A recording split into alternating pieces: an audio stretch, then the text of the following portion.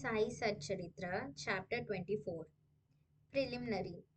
Unless we surrender our ego to the feet of our Sadguru, we will not succeed in our undertaking. If we become egoless, then our success is assured. By worshipping Sai Baba, we attain both the objects, worldly and spiritual, and are fixed in our true nature and get peace and happiness. Therefore, those who want to accomplish or gain their welfare should respectfully hear Sai Baba's Leelas or stories and meditate on them. If they do this, they will easily attain the object of their life and get bliss. Generally, all people like wit and humor, but they do not like that jokes should be cut at their expense. But Baba's method was peculiar. When it was accompanied with good gestures, it was very interesting and instructive, and the people therefore did not mind, even if they were held up to the ridicule. Hemadpant gives his own instance below. Chana Leela. So in Shirdi, a special bazaar was held every Sunday, and people from the neighborhood villages came there, erected booths and stalls in the open street, and sold their wares and commodities. Every noon the masjid was crowded, but on Sunday it was crowded to suffocation. On one such Sunday, Hemat Pant sat in front of Baba, shampooing his legs and muttering God's name. Shama was on Baba's left, Vaman Rao to his right. Shriman Bhuti and Kaka Sahib Dikshit and others were also present there. Then Shama laughed and said to Anna Sahib, "See that some grains seem to have stuck to the sleeve of your coat." So saying, he touched the sleeve and found that there were some grains. Hemat Pant straightened his leg forearm to see what the matter was, and and to the surprise of all, some grains of gram came rolling down and were picked up by the people who were sitting there. This incident furnished a subject matter joke. Everybody present began to wonder and said something or other as how as to how the grains found their way into the sleeve of the coat and lodged there so long. Hemant Pant also could not guess. When nobody could give any satisfactory explanation in this matter and everybody was wondering about this mystery, Baba said as follows: "This fellow, that is Anna Sahib, has got the bad habit of eating alone. Today is a bazaar day and he came here chewing grams. I know his habit and these grams are a proof of it. What wonder is there in this matter?" Hemat Pant, uh, Baba, I never know of eating things alone. Then why do you shoulder this bad habit on me? I have never yet seen Shirdi Bazaar. I never went to the bazaar today. Then how could I buy grams? And how could I eat them if I had not bought them? I never eat anything unless I share it with others present around me at the time of my meals. Baba, it is true that you give the persons present, but if none be nearby, what could you or I do? But do you remember me therefore eating? But do you remember me before eating? Am I not always with you? Then do you offer me anything before you eat? Moral. Let us mark and note carefully what Baba has taught us by this incident. So he had advised us that before the senses, mind and intellect enjoy their objects, first he should be remembered, and if this be done, it is in a way by making an offering to him. The senses, etc., can never remain without their objects. But if those objects are first offered to the Guru, the attachment for them will naturally vanish. In this way, all the vrittis, in this way, um, all the vrittis, that is supple thoughts regarding desire, anger, ev- avarice, etc., should first be offered and directed to the Guru. And if this practice be followed, the Lord will help you in eradicating all the vrittis. Before enjoyment of the objects, you think that Baba is present. The question whether the object is fit to be enjoyed or not will at once arise. Then the object that it is not fit to be enjoyed will be shunned, and in this way our vicious habits or vices will disappear and our character will improve. Then uh, then love for our guru will grow and pure knowledge will sprout up. When this knowledge grows, the bondage of body consciousness, that is, we are the body, will snap, and our intellect will be merged in spirit consciousness, that is, we are the spirit. Then we shall get bliss and contentment. There is no difference between Guru and God. He who sees any difference in them finds God nowhere. So, leaving aside all the ideas of difference, we should regard Guru and God as one. And if we serve our Guru as stated above, God will be certainly pleased, and by purifying our minds will give us self realization. To put the matter in a nutshell, we should not enjoy any object with our senses, etc., without first remembering our Guru. When the mind is trained in this way, we will always reminded of Baba, and our meditation on Baba will grow apace. The Sagun form of Baba will ever be before our eyes, and then devotion, non attachment, and salvation will be all ours. When Baba's form is thus fixed before our mental vision, we forget hunger, thirst, and this sansar, that is, world.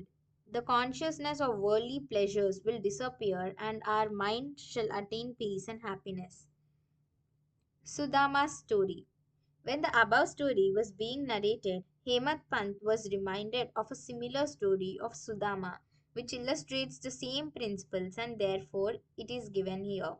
Sri Krishna and his elder brother Balram were living with a co student named Sudama in the ashram of their guru, Sandipani.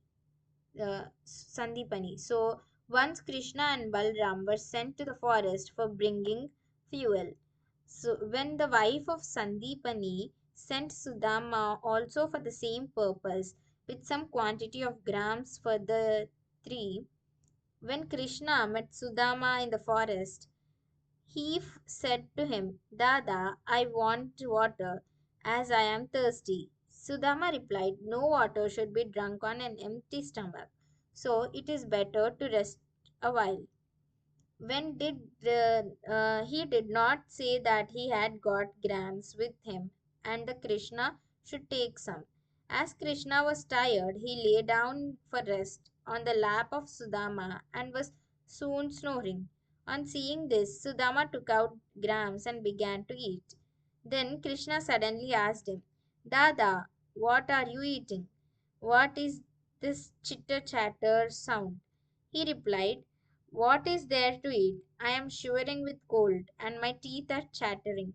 I can't even repeat Vishnu Sahasranam. Hearing this, the omniscient Krishna said, I just had a dream in which I saw a man eating things of another, and when asked about this, he said, What dust should he eat? Meaning thereby that he had nothing to eat. The other man said, Let it be so. Dada, this is only a dream. I know that you won't eat anything without me. Under the influence of the dream, I asked you what you were eating. If Sudama had known the omniscient Sri Krishna and his Leelas, he would not have acted as he did. Therefore, he had to suffer for what he did. Though he was a chum of Sri Krishna, he had to pass his later life in utter poverty. But when he later offered Krishna a handful of parched rice, uh, earned by his wife with her own labor. Krishna was pleased and gave him a golden estate to enjoy. This story should be remembered by those who have the habit of eating things alone without partaking them with others. The Shruti also emphasizes this lesson and asks us to offer things first to God and then enjoy them after they are renounced by Him. Baba also has taught us the same lesson in his inimitable and humorous way. Next we have Anna Chinchanikar versus Mausi Bai. So Hemadpant now describes another witty incident in which Baba played a peacemaker's part.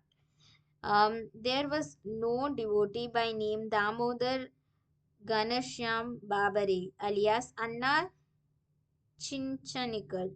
He was simple, rustic, and straightforward. He cared for nobody, always spoke plainly, and carried all dealings in cash. Though he looked outwardly harsh and uncompromising, he was good natured and guileless. So Sai Baba loved him. He was willed away all his property to Sri Sai Baba Sansthan, Shirdi. So one day, like others, serving Baba in their own way, this Anna was shampooing the left arm of Baba, which rested on the katara, that is railing. So on the right side, one old widow named Venubai Kaujalgi, whom Baba called mother, and all others called Mausibai, was serving Baba in her own way. This Mausi Bai was an elderly woman of pure heart. She clasped the fingers of both her hands round the trunk of Baba and was at this time massaging Baba's abdomen. She did this so forcibly that Baba's back and abdomen became flat and Baba moved from side to side. Anna on the other side was steady, but Mausibai's face moved up and down with her strokes. Once it uh, so happened that her face came very close to Anna's. Being of a witty disposition, she remarked, "Oh, this Anna is a lewd fellow. He wants to kiss me." Even being so old with grey hair, he feels no shame in kissing me. These words enraged Anna, and he pulled up his sleeve and said, "You say that I am old bad fellow, and am I quite a fool? It is you who has picked up a quarrel with me." All the persons present there were enjoying this encounter between them. Baba, who loved both of them equally and wanted to pacify them, managed the affair very skillfully. Lovingly, he said, "Oh Anna, why are you unnecessarily raising this hue and cry? I do not understand what harm or impropriety is there when the mother is kissed." Hearing these words of Baba, both of them were satisfied, and all the persons laughed merrily and enjoyed Baba's wit to their heart's content. Baba's characteristics, his dependency on Bhaktas. Baba allowed his devotees to serve him in their own way and did not like any other persons interfering in this. To quote an instance, the same Mausi Bai was on another occasion kneading Baba's abdomen. Seeing the force used by her, all other devotees felt nervous and anxious. They said, "Oh, mother, be more considerate and moderate, otherwise, you will break Baba's arteries and nerves." At this, Baba got up at once from his seat and dashed his satka on the ground. He got enraged and from his eyes enraged and his eyes became red like a live embers. None dared to stand before Baba. Then he took hold of one end of the satka with both hands and pressed it in the hollow of his abdomen. Um, the other end was fixed to the post and began to press his abdomen against it. Um, the satka was which was about 2 or 3 feet in length, seemed all ready to go into the abdomen, and the people feared that the abdomen would be ruptured in a short time. The post was fixed and immovable, and Baba began to go closer and closer to it and clasped the post firmly. Every moment the rupture was expected, and they were all dismayed, did not know what to do, and stood dumb and wonder and fear. The other devotees wanted only to give a hint to the Mausi Bai to be moderate in her service and not to cause any trouble or pain to Baba. They were surprised to see that their well-intentioned effort had resulted in this crisis, and they could do nothing but to wait and watch. Fortunately, Baba's rage soon cooled down, and he left the satka and resumed his seat.